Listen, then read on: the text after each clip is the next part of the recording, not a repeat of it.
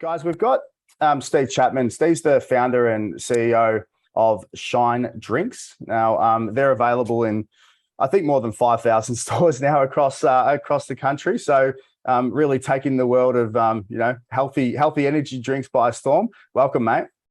Thanks, mate. It's good to be here. I've got the fortunate privilege to start the business, not just by myself, so I'm actually a co-founder. But yeah, it's been a fantastic journey, and we launched just into Woolworths nationally this week. So it probably takes it closer to maybe 6,500, 7,000 stores now, which is cool. Wow, congrats, mate. Out of those kind of big box retailers, so you're across Woolworths, no doubt, all the IGAs and Metcash stores and all the rest of it, as well as a bunch of other retailers. Are there any other large retailers that you're in? Yeah. So we started, I guess, the business more in that independent route trade, just really any store I could find on the corner, me walking around and trying to pitch it cold. And then we got our break into petrol and convenience. Cool. Back then we had a kind of little 100 ml shot sitting on counters, and that just worked perfectly at the front of the store, at the checkout aisles. And they're, just really small independent petrol and conveniences to start with, and then into multi-site operators. And then we did got lucky enough to get a trial into Caltex initially, which is now known as Ampol. And they were the first to take us nationally in Ampol with the shots. And then we launched the kind of carbonated stuff in the fridges as well. And that went well. And then, we went very heavy into petrol and convenience. So we're in 7-Elevens, Ampols, Coles Expresses, On the Run, EG Groups, BPs, pretty much every major everywhere. Yeah. And then maybe about 18 months ago, we started focusing a bit on grocery. So then just building up that corporate grocery. Coles was the first to, I think Woolworths the first to trial us, to be honest. Mm-hmm. And then Coles trialed us, but then took us nationally first. And does that just flow? Like once you're in one, the conversation's a hell of a lot easier for the next one? Yes and no. I think there's always that push and pull of really, in the game of startup, it's like how quickly can you build credibility and then how quickly can you leverage the credibility you just got. So, momentum is really what it's all about, of how do we just take that one win and build the next win on top of it, and hopefully just keep building positive momentum. Yeah, for sure. So yeah, it's always a bit of push and pull on who's your best friend at the time, or which one wants you more. But thankfully we just keep adding, within, and then the conversation came from not just how many outlets are we in terms of stores, or which banner group we're in, like are we in Coles, but it's then within Coles, okay, what SKUs, how many drinks, how many flavors, how many packs do you have, and then how many categories do you have that in? So for example, now in a Coles or Woolworths, we will play across multiple categories, where in that chilled juice, kombucha kind of section, we've got our carbonated 330 ml. In that front of store, more like in that cold drink section, you might have your 250 mils right next to you, kind of maybe Red Bull 250s. And then you got your 4-packs, which is where we just launched our new sugar-free 4-packs in Woolworths. That's in the energy section next to the Red Bull 4-packs.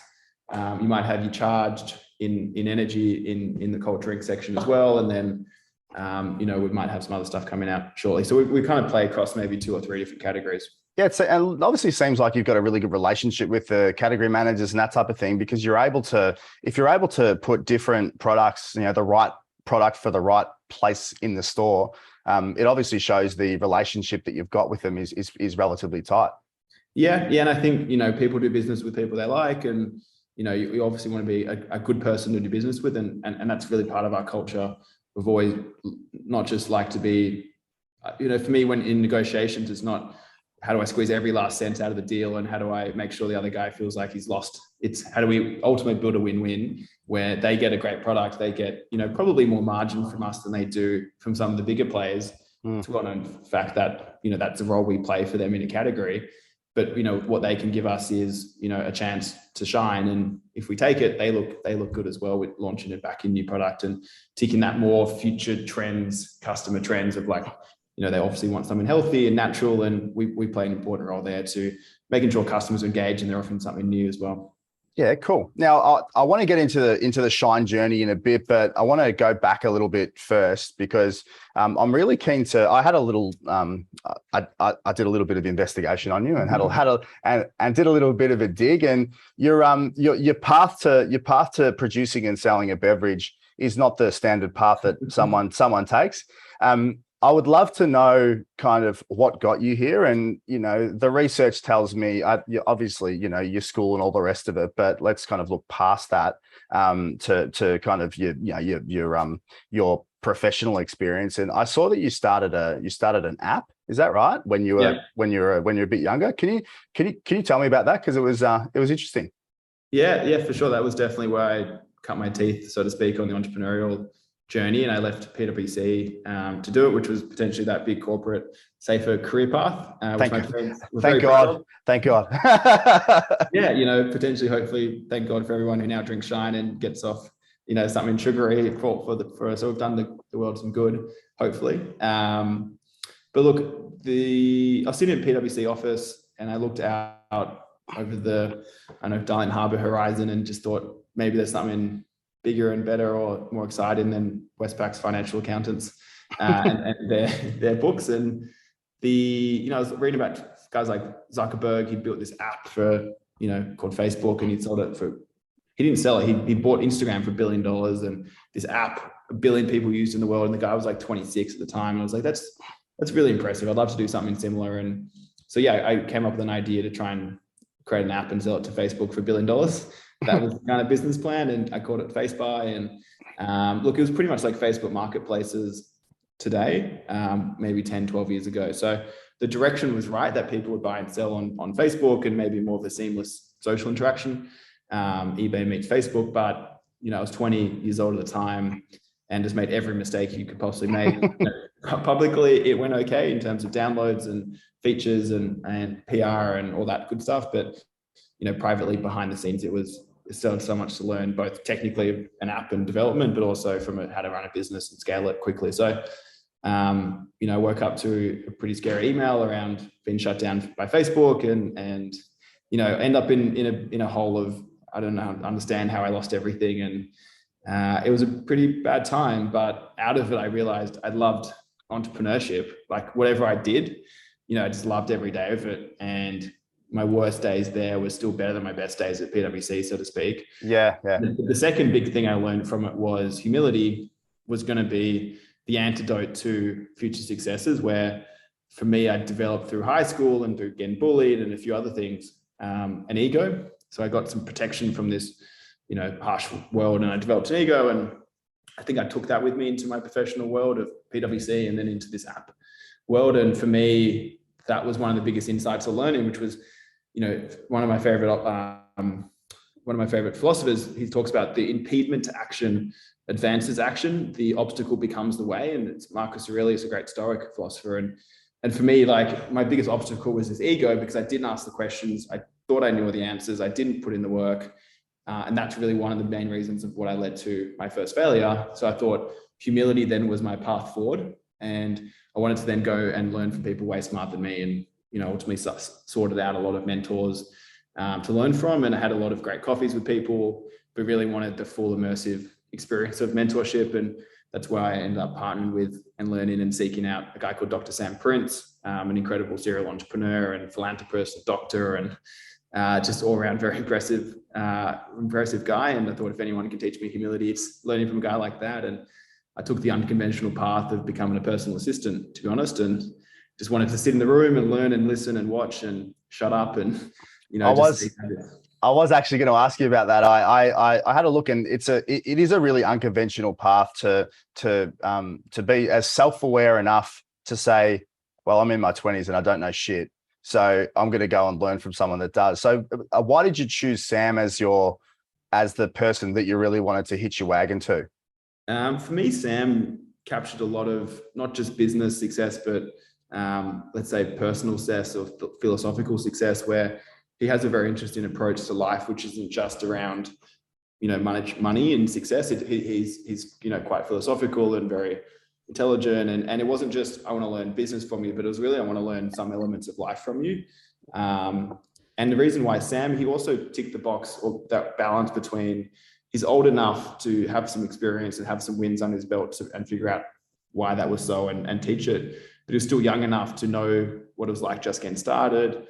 He, remembers the scars of just breaking out. And we we connected on a friendship level as much as a business level. So, that was a really, really the right place, the right time. And he was the right guy for sure. And incredibly blessed and grateful for that.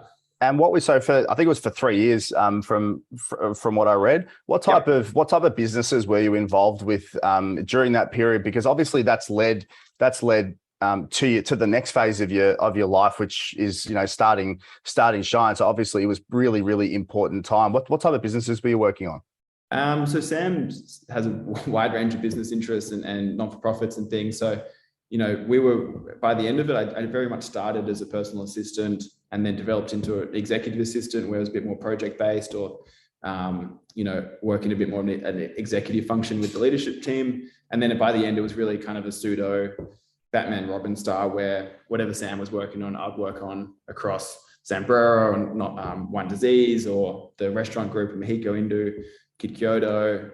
There was a genetics and healthcare business that's transformed a few times. There was a non-for-profit in entrepreneurship, which we're very passionate about, called Sudoku. So there's a wide range of businesses that probably some are still in the garage, so to speak, that might come out one day, and others have continued to flourish into very successful businesses. So got the range of startup to big business, so to speak, and got behind the scenes access to all those decisions.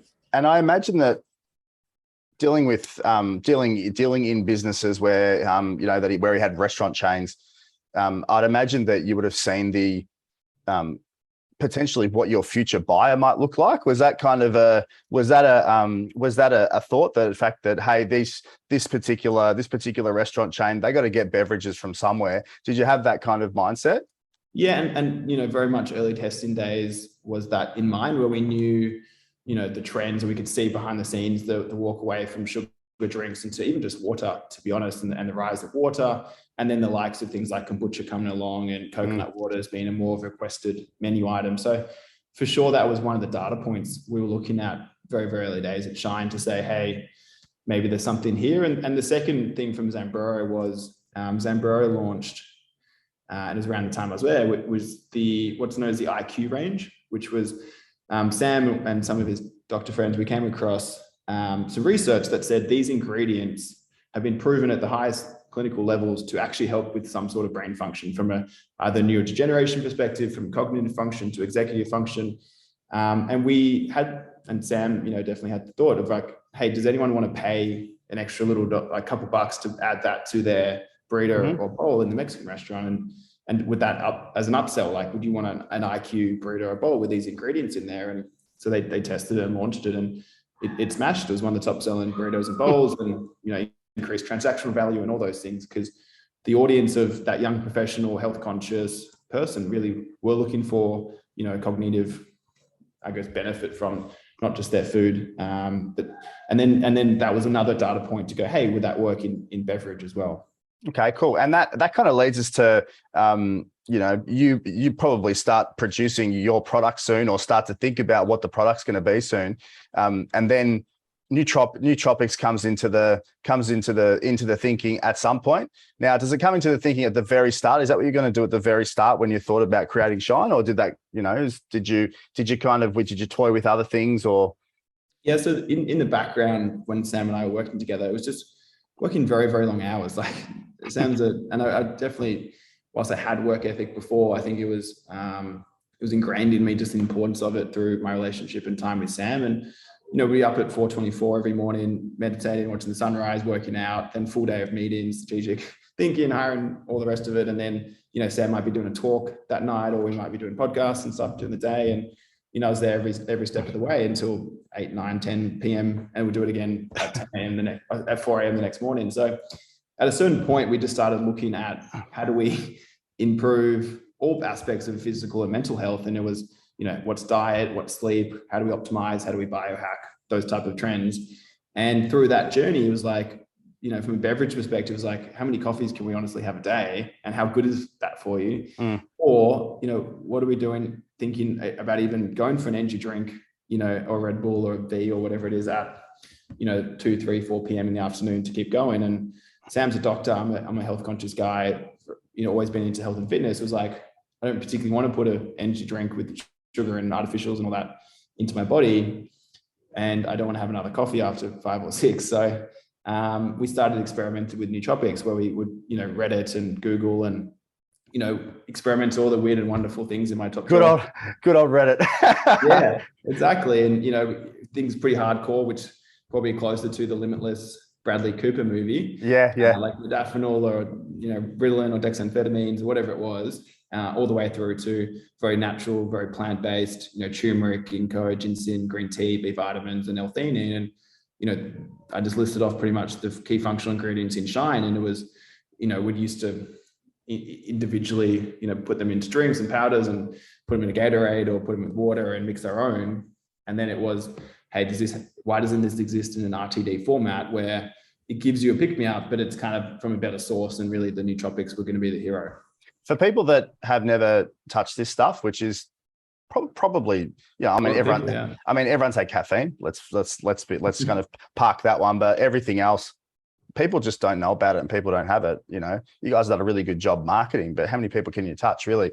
So can you tell someone the feeling that, someone that has woken up at 4:24 in the morning, and they're gonna have this to try and I guess brighten up their day and give them the energy and the mindset to be able to get through and still function properly, as opposed to just doing crap work at 6, 7, 8 o'clock at night, which is what happens a lot of the time. Yeah.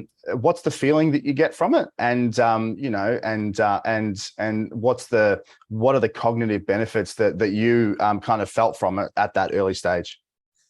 Yeah, and I think for me it was a good way I like to think about it is, if you think coffee, and everyone's probably had that experience with coffee, it can be quite an intense rush. Maybe if you think through it, like a bit tingly or a bit anxiety provoking or a bit like on edge, you're kind of a bit wired, maybe is another word to think about it. It's the perfect word. Yeah.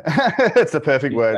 Maybe from a tea base, like if you sit in a nice room having a cup of green tea or matcha tea, it's like, I feel calm, I feel a bit more zen, but I feel focused. I feel like in this peaceful state, but I still can execute and I can still think clearly. And that's probably a good way to think about the difference between a traditional energy drink with sugar and caffeine rush to a Shine nootropic, better energy, so to speak, offer, which is more of and it's really the combination of the caffeine with an ingredient known as L-theanine. Yep. Once L-theanine and caffeine pair really well, it limits the intensity of the up, so to speak, on a caffeine perspective. It prolongs how long you stay at an elevated state, and it also flattens out that crash. So you don't end up, and most caffeine studies will show you end up below where you started, versus with L-theanine caffeine, you end up at the same level.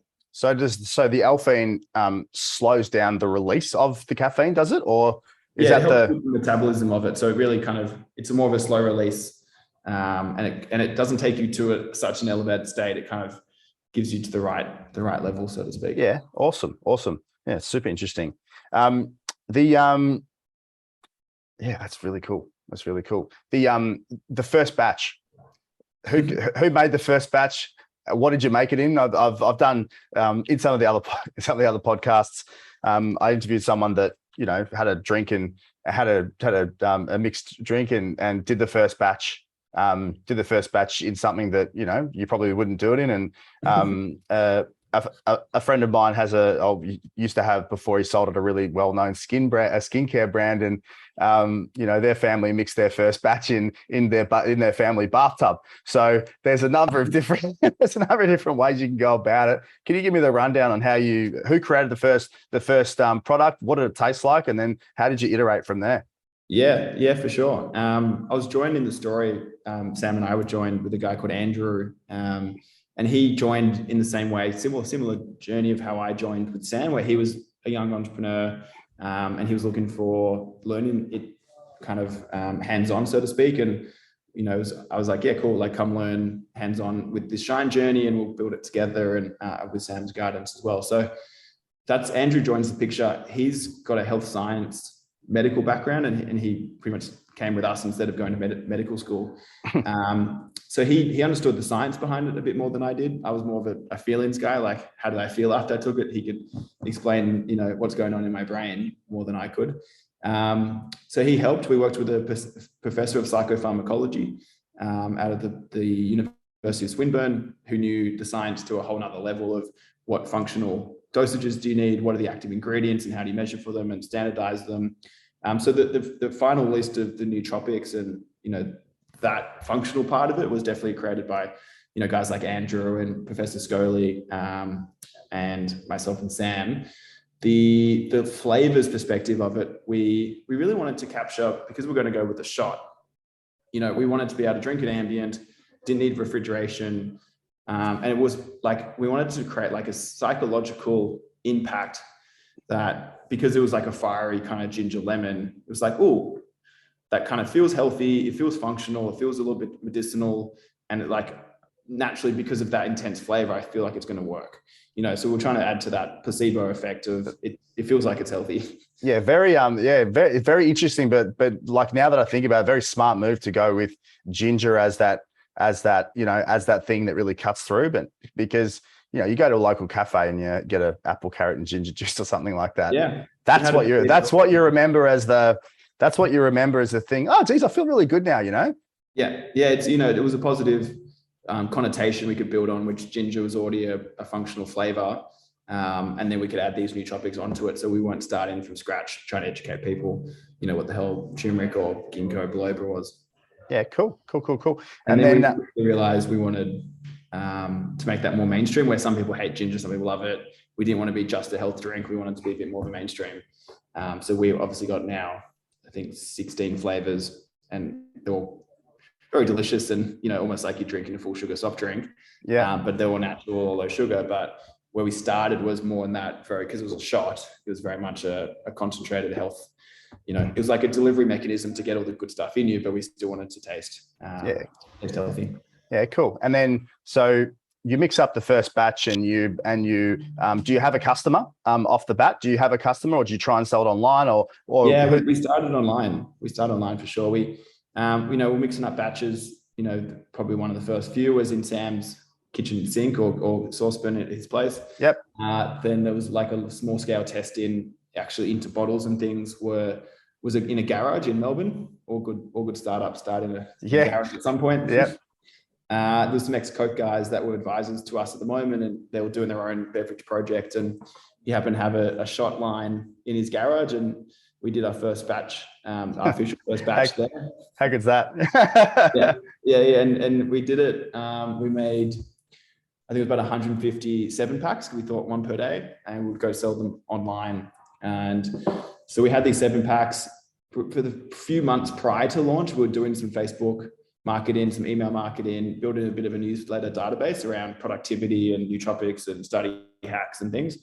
So then when we launched 1 July 2016, we had some email lists and things like that, which we blasted. We launched just online, and we sold out those 7 packs in the first day, which was a good validation of going, people want this stuff. That is the identical. So it's the identical strategy that a lady that I interviewed on the podcast has a premixed cocktail brand, like high-end premixed cocktail, exactly the same strategy. So spent 2-3 months, a little bit of Facebook, building up an email marketing list, and then you got the product ready months later.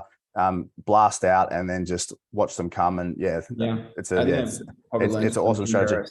I think it was probably where I picked it up at some point. Yep. Cool. And then you go off, and so you sell your first 150, get a bit of cash in the door. What's next? Well, we quickly call them, because we sold out, and we call our mate in Melbourne in the garage and say, hey, we need another batch. We get some more. At this point, his wife is very unhappy with him, because like there's so much shine in the garage, and there's stuff everywhere, and there's turmeric that's stained his carpet. And so his wife's like, you need to get out of here. He's like, yeah, man, like I'm working around the clock to fill these little bottles. Like, you need to find a proper manufacturer. So we started looking for, a full scale production facility, which we were interviewing a few, and we met some awesome partners who believed in us enough to be able to actually go put in and rent.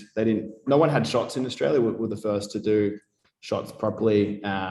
And so we had to then convince the manufacturer to go build a line for us and accept the job and all the rest of it. So maybe that was 2-3 months later. We had Can I just chime in quickly? So, for the audience of this podcast, it's, you know, it's a bunch of different, I guess, personas, but really the one of them is people who want to start businesses. I'd be really interested to know what's the process of going and finding a manufacturer, because a lot of people don't know this stuff, and you know, I'd love for you to explain the types of things that you were looking for, and then looking back on it, was it a good move? Are you still with them? Have you changed? All that type of thing. Yeah, for sure. One of the biggest learnings I got from my first failure and then my experience with Sam was leveraging other people's experience. So, you know, whatever success I've had now is only because I've spoken to smarter people than me and borrowed their advice and avoided their failure. So when we started Shine, it was a similar exercise where we literally spoke to, and I hunted down anyone in Australia and some people globally that had started a beverage brand before, both successfully and unsuccessfully, and then just bought them coffee, picked their brain on back then I don't think Zoom was really around, but you know, any way to get their insights on it. So often I'll just triangulate smart people's advice to figure out what to do and what not to do, from everyone who started, you know, kombucha companies or energy drink companies or coconut water companies, to people who started vitamin companies overseas and here. And so there was a lot of learnings around. That was probably, so my first bit of advice to people starting is like, go talk to as many smart people who've done it before with experience and triangulate their response. Don't just believe everyone, just one person that says something. If 5 smart people with experience say the same thing, it's probably a good idea to listen. Just because one says it doesn't make it true.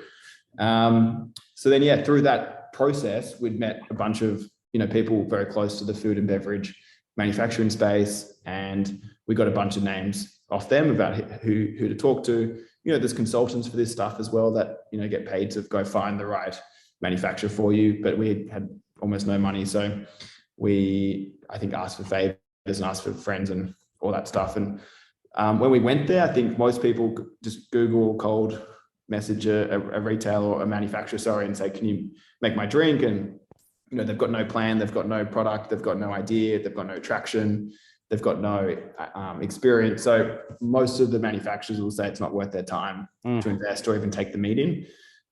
Speaking to all our manufacturers now, that happens weekly, like maybe multiple times a week. Someone reaches out with some new idea and 99% of them fall off. So I think what we did well was we went out to these guys with a full presentation, a full business plan, a full who's invested, who's behind us, what are we doing? Who's our market? How are we going to promote it? Who's our customers? What's the growth strategy? What's our 3-year plan? And you know, to this day, I think our manufacturers actually use us as the case study to go, this is what you need to pass our test, for us to work with. And they've openly said that to me many times, which is, I think we exceeded expectations for what we should have sorted out by that point. And we only had that information because we asked all those smart people around how we should go about it. So, you know, I think what the learnings was, yes, we still work with them on the shots. Definitely, there are good guys, and they've been big believers our whole journey. But we've now got 2 other manufacturing partners, and we've had a few over time, particularly for the carbonated stuff. There's 1 more people who can do carbonated in Australia, and based on the volumes and the size and the complexity, you know, some partners are better early when it's small runs and it's very nimble, but they're going to be more costly. And then as you grow volumes, you know, I think we've been through maybe 4 partners to find our current partners who will be great to scale with us for the next journey. Who can invest in the right equipment, who can build the line. It's important to have a good balance sheet. So then they're not like trying to get all the money off you from a cash perspective up front. You want someone who's big enough to be able to support your growth and, you know, ultimately let you and enable your growth instead of hinder it with tight payment terms, or, you know, if they're worried about their own cash flow, you both can't be worried about cash flow in a relationship. Someone needs to be okay with it. 100%, 100%. I wanted to touch on the next step of kind of getting the product out there, which is designing the bottles. Now, looking on your website. Your website is incredible, and the bottle design, I was really taken with the actual bottle design. It stands out. It's not gaudy. It's really, really nice. Like that's and it automatically, as soon as I look at it, it appeals to not just the regular 16-year-old person buying an energy drink. It appeals to someone completely different. What were all of the things that you had to think about when you're going and designing a bottle and a brand and everything for market? Because obviously that's played into it big time for you guys.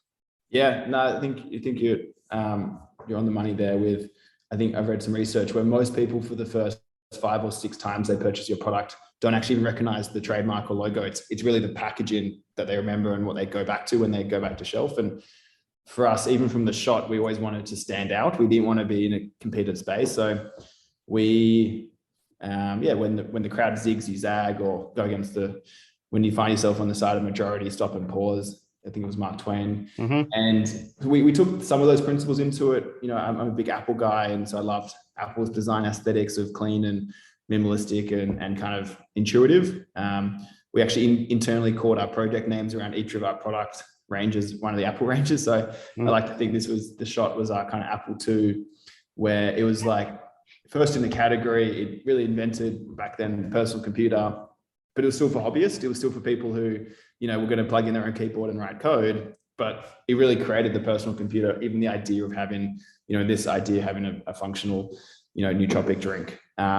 Something completely different that no one 10 years before would have thought would have actually happened and been out correct, there. Right? Yeah. Where what they did then with the Apple Store was Macintosh, and the Macintosh was beautiful. It was intuitive. It was stunning. It kind of stood out, and you know, it was the first time a mum or a person at home would do their tax return on it, or you know, do your shopping list or some simple calculations. And the Macintosh, that was for our big carbonated one, that was the internal name. And you know, inventory management system, it still says Mac in all the codes and stuff like that. Yeah, it's with us forever. But you know, for us, that was how do we take what we've proven out people want into a mainstream appeal. And you know, we were playing in that better for you space at the time, and kombucha was, you know, the craze, and everyone was jumping on the kombucha wagon, particularly retailers in space. And if you know that category, everyone went for the very standard brown dark bottle, beer bottle. Yeah.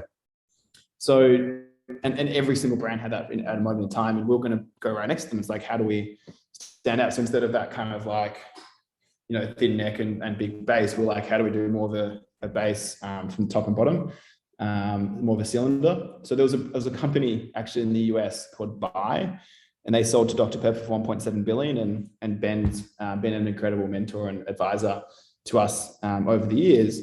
But he had a drink called Buy, and I really liked the shape of his bottle. It was a water bottle in the US. And then I loved Voss, to be honest. And everyone loves Voss, but geez, it's expensive. Exactly. So I think their packaging was so good, people will find to pay for it for many time, a long period of time. So actually in Photoshop, I took Buy's bottle and I took Voss's bottle and then superimposed them. So it was like Voss's body with Buy's kind of neckline, and then crafted a few other things. But for me, it was just taking inspiration from what I loved and combined it. And then I gave that to our bottling packaging people, and they created it. It's really interesting. You talk about Buy, and you said that they sold at Dr. Pepper for 1.7 billion. I think you said. Have you ever thought that your original idea of how to get rich and how to sell a business with face by selling, you know, create something that one of the big boys is going to buy? It's the exact same model that your friend at Buy did. And to be honest, it's crazy how many successful exits happen in food and beverage, because the big guys need it. It's such a huge commodity product. The categories are massive, but they're very bad at creating brands. So then they wait for younger players in new categories to take the risk, spend all the money, figure out the learnings, and they can distribute. Then they can just plug it into their system and win the category if they know the brand and the product stands up. So, you know, I didn't know that back then. It's still a hard game. Like it's still a bit easy, not as easy as that, because it's you know. But technology has its problem as well. So everything's hard. You just got to pick your heart. Everything's hard. Like if exiting a business for $100 million or something like that was easy, then a lot more people would do it. It's I mean, it's business. It's always hard. What blew my mind a few years ago, I saw this stat that Monster Energy was the #1 performance stock globally in the last 2 decades. And this was a stat from a couple of years ago, but it's like that beats Amazon, that beats Tesla, that beats Apple, that beats Microsoft. It's like all these big tech companies are in all the, you know, magazines and stuff like that on the front of Fortune. But it's like Monster Energy was like 20,000% returns over 20 years because of going from a small startup to, in the US, I think they're on a volume perspective bigger than Red Bull now, and wow, absolutely killing it. And profits on that stuff is awesome at 60% margins. So it's like, yeah, you can make a crazy amount of money. That's in the Apple scheme of things. That's incredible. That's actually incredible. It's just blown my mind. The yeah, it's wow. That's it's crazy. It's crazy. Monster. I mean, I think I've had one sip of Monster in my life, and it didn't go down that well with me. But anyway, it's a product that's awesome for a customer that there's a lot of those customers that love it. So yeah, I think what they did was introduce flavors to the energy category, where Red Bull was very Red Bull. I would say to a degree arrogant around one flavor. I don't care how it tastes, like one product, and you got to love it or leave it. And that worked for 20 years. But then Monster was like, hang on, why don't we have different flavors and bigger can size? And it was double the size for the same price with flavors. And then people were like, hey, this just tastes better, and I still get a hit and appealed to a certain consumer as well. So now Red Bull followed suit once they saw that, and now there's hits of flavors, and most energy drinks now have a lot of flavors in the market. Yep, cool. So you make the shift of going from online into obviously wholesale. The first couple of conversations, we still do online, so we kind of have the omni-channel approach, but we started selling offline as well into retail and wholesale. The first couple of sales, so aside from maybe some of the friendly sales that you would have done early days, you might have sold into some of the restaurants and that sort of thing. I'm not sure, but your first meeting with a proper category manager and in an IJ or something like that, you go in there. What's your how do you do it? Number one, and is it daunting? I can't imagine it'd be too daunting for you. And then the third question is, what do you need to prepare before going in there? Because just like you said with your presentation to the manufacturer, I feel like having the right information that's not too much information and a really good core message that can cut through quickly would be super important, because they would have a few people knocking their door down, no doubt. 100%. And that's really what you're trying to do, is stand out from a credibility perspective soon and early and set the right impressions, because very quickly they'll assume you're just another startup, and why would I give you a chance to support nationally? You won't deliver your product, you might have product issues, you might have manufacturing issues, this brand might not be here in 6 months' time, it's too much work for not much result. So there's all the reason why not to do it, but they still need to. It's like there's still this box that they need to tick. They still want to believe another brand can join their fridges. They still want to delight their customers. So understanding what role you play for them is really important. I think going in straight away and saying, we're going to sell more than Red Bull, we're going to sell 2 million units in the first year, and we're going to give you 60% margin, and we're going to be the best thing you've ever done. I think that's immediately going to be like, all right, maybe a bit too big of an ambition, where if you're a bit more realistic to say, hey, we're going to tick your health box. We know you need to build your better for you category. We've got this brand and marketing in place. We want to give it to you first, so you feel like you're a bit of an exclusive launch partner for 3 months. We really want to get behind it with sampling. We've got these are our marketing plans. We've got these influencers lined up to work with us. We've got this online traffic. Here's all these testimonials from people who love it. I've already trialed it in 5 of your independent sites, and we know velocity is roughly 6 units per week or 10 units per week. And, that at a national scale would be great for you, I believe, from category average. I can give you better than average margin. I can give you better average price point because we're a premium health drink. And what else do you need for this to be no brainer for you? To at least give us the trial. You can always, kick us out in 6 to 12 months if it doesn't work. But my view is over 3 years, we can start with 1 product, then go to 3 products, and then we can, introduce a new pack size to get a different consumer into the category. And, looking at that, not just from a brand lens, but from a category lens, they start thinking, oh, this person's not just thinking about selfishly winning and getting their product and trying to make millions of dollars. It's going as a category. Very early, I realized if you look at 7 doors of a 7-Eleven, for example, and then you just apply like some really easy filters like that are no brainers, not overcomplicated niche things, but like, let's just say for one, it needs to taste good, pretty good. Number one people repeat purchase flavor, food or beverage. Let's just say it needs to be low or no sugar. huge health trend, not asking for anything crazy, just low sugar or no sugar, it would be helpful. And then natural. It's like, I'd like something not artificial, like just give me something that's natural. So you go, tastes good, low sugar, natural. That's it. Like, not crazy asks. You like eliminate all the water, so the whole door's gone because it doesn't taste anything.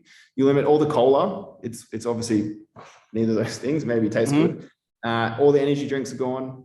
All the sports is gone. All the milk and dairy is gone. All the so you end up with like maybe two shelves a few years ago. You'd end up with 2 shelves of 7 doors, just asking for natural, low sugar, and taste good. You end up with true differentiation after you do that. You know what I mean? It's like, hang on, like, do you think they're important to consumers today and even more so in the future? Of course, no one's going to disagree with that. Cool. Currently, of your 7 doors, 2 shelves actually catering to that. And one's a, flavored sparkling water, no sugar. One's a kombucha and one's a Shine nootropic drink. I think as a consumer trend, you probably need more offerings, or someone's not going to go into your store and shop somewhere else. I'm going to clip the last 3 minutes and I'm going to post that separately to this, because that's the blueprint of how when we play it back, it's not going to be anything that's illogical. It's not going to be anything that is out of this world, but that's a really well executed process of asking questions and giving information, and it's not overbearing and it's the right stuff.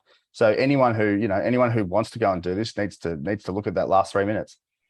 Yeah. So that's probably my advice around just how do you approach it from a category lens, from a buyer's perspective, and understand enough, and hopefully shown that you've already proven some of the assumptions. It's not have come to you first, give me a national launch in 7-Eleven. I think they've publicly even told me before, it's like, we're not where you test new ideas. Like, go and get it tested, show it works in 5 stores, show it work in 50 stores, go get someone else to arrange it first, and then we'll talk seriously. 7-Eleven's got limited space. Everything needs to execute. Everything needs to sell. Everything needs to be margin. There's no real room for error. And I think that's where a lot of people potentially drop off. It's like, it's not that easy. Like, I can't just walk into one meeting and get national ranging in 5 SKUs and make millions of dollars. It's like, no, you've got to probably go into one store and make sure that works for 4 weeks, and you got to go visit the store manager and talk to them, and then you got to do it in 5 stores. And one of our advisors early days, John from Bundaberg Beverages, ginger beer, he told me about this kind of postcode strategy where it's pretty much like, pick your highest density population consumers where you think they hang out. I know for us, health conscious young professionals could be the city, Bondi, Manly, Mossman, the Double Bay, the normal spots you might imagine. And then in that postcode, just target the coolest, best 5 stores. Like, that's it. The coolest, either cafe or grocer or convenience store or supermarket, whatever it is. And just get in those 5. That's it. Like, don't think about anything else but winning in those 5. And then, do samplings, build relationships with managers, learn insights, figure out where you sit in stores, what point of sale will help you sell more. And then the next 5 in that postcode, it'll be easy sell, because they'll have seen you in the coolest 5. The second tier guys always look in the first tier going, oh, you're in Maloney's, or you're in Huey Food Stores, you're in Harris Farm, whatever it may be. Cool, we'll take you. So social proof's everything. 100%. And it's top down, not bottom up. So you don't start at the shitty place that's easy to get into. You start at the hardest place, and then you work your way down. And then if you get 10 places in one postcode and you're doing really well, proximity ads with Facebook, samplings in the area, then people starting to see you guys, you guys are everywhere. It's like, no, we're spending $10 a day on Facebook ads. It looks like we're everywhere. And then, you just move to the next suburb. You just do that suburb by suburb or postcode by postcode. And then you get those proofs of data, you get the proofs of credibility that you can take to retailers. Like, Woolworths Metro are looking at what Harris Farm's doing. Harris Farm's looking, at innovating, so they want stuff first. So figure out which retailers play the role in the total category as well. So, where's your value buyers, where's your premium buyers, where's your new and innovative places, and pick your channel as well.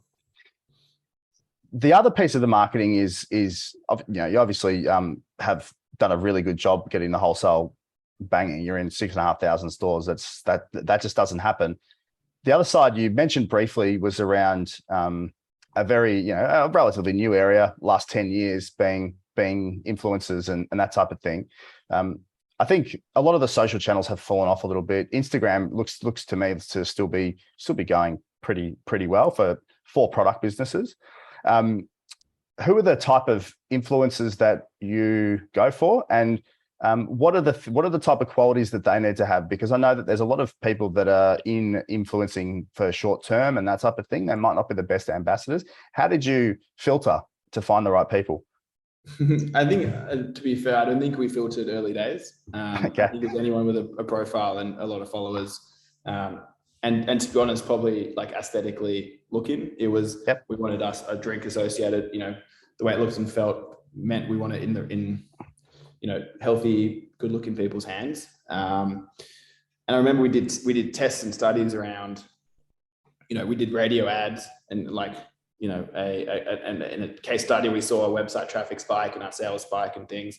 And then we went with like influencers, and it was like 1/5 of the price. And we just got like way more spike, way more sales, to the point where it paid for itself back then, where now influencers are way overpriced. They're way too fake. People know the game, where when we started, it was still very early days. So you could probably be a bit more scattergun approach of, most of them would do a better job than doing nothing, where I think now you could probably hurt your brand more so than if you did it back then. So I think for me now, the opportunities are less on, for example, Instagram, and more like TikTok. LinkedIn is really important. And there you can still get organic viral reach outside of just paying to play, where Instagram and Facebook is just very much pay to play. Yeah, Instagram 5 years ago, when they just decided, all right, we're going to shut off all the organic reach. It was obviously a money-making thing, and they're well within their rights to do that. And I think it was a good business move for them, but much harder for brands to try and get some well-priced marketing out of it. Yeah. So today I'll just say for new brands starting, what we do more now is just organic, pure, authentic relationships or ambassadors, so to speak, where, they might have not a big of a massive following, but they're actually within their own circles, they do influence people. They're held as respectful, knowledgeable, what they're talking about or entertaining. So for us, it's going our pillars of helping people think, feel, and do better. And then we try and have ambassadors who help people think better. We have ambassadors help people feel better, and we have ambassadors to help people do better and try and share their content. And hopefully now we're a more established brand that we can help them with their exposure or partnerships or value by giving product away or merchandise or just credibility being. So it's a bit more of a win-win now, where back then it was a lot more transactional.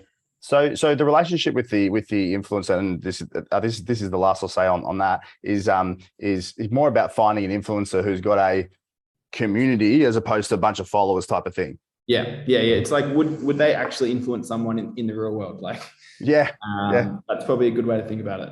Yeah, cool. What's next?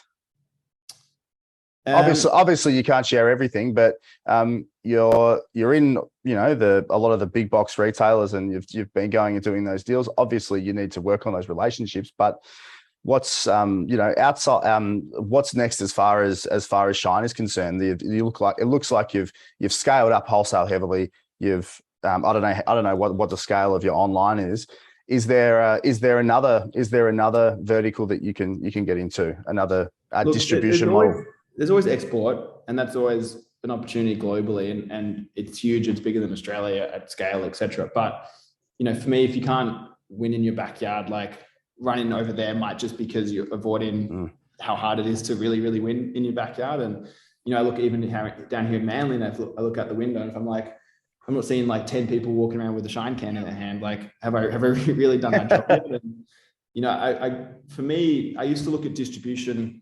I have this thing called a flywheel, where it's like, what's the really true economic drivers of the business, where distribution drives volume, which drives efficiency, which drives profits, which drives marketing, which drives awareness, which drives velocity, which drives penetration.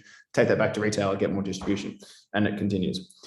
And distribution for us is always where you got to start, because you've got to start getting the efficiencies through the system. Sales.